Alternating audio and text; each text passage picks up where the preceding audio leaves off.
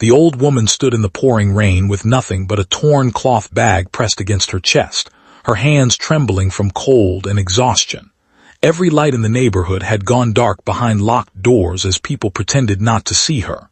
Then she looked at me with eyes carrying decades of silent pain and asked one simple question that changed both of our lives forever. "Can I share your bed?" The world expected me to walk away like everyone else. Instead, I smiled through tears and whispered, "Only if you share my forever." That single promise became the beginning of a story neither of us could have imagined. Before we continue, if you believe kindness still exists, that every person deserves a second chance, and that one act of compassion can change an entire life, please like this video, leave a comment, share it with someone you care about, and subscribe to Kindness Corner for more emotional stories that remind us humanity is still alive. People often believe miracles arrive with loud celebrations, but in truth, they usually come quietly, disguised as ordinary moments. I was 34 years old, living alone in a small house on the edge of town after losing both of my parents within 3 difficult years.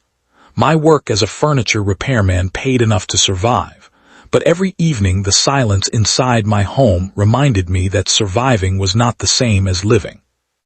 I had friends, neighbors, and customers, yet loneliness had become my closest companion.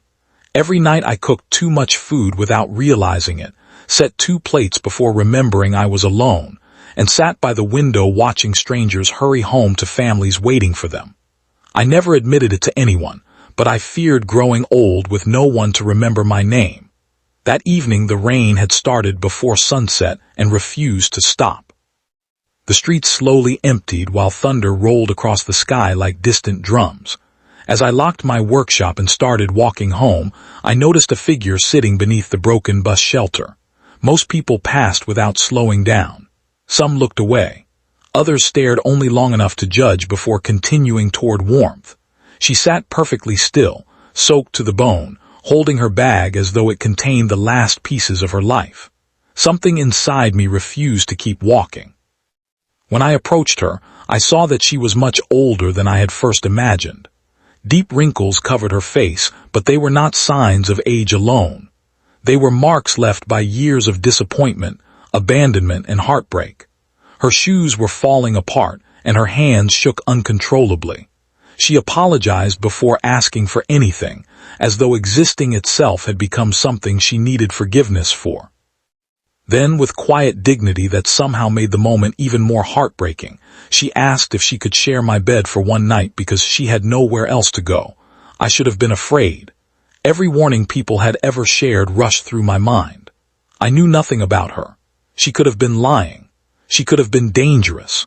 Yet something about her eyes reminded me of my mother during her final days, when pride had been replaced by simple hope that someone would care enough to stay.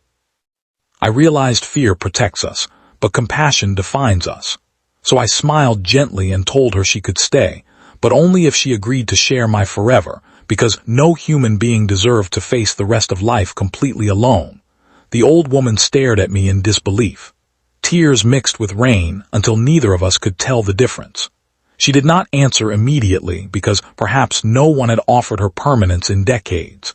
She simply nodded while trying to hide the sob that escaped her chest. Her name was Alina.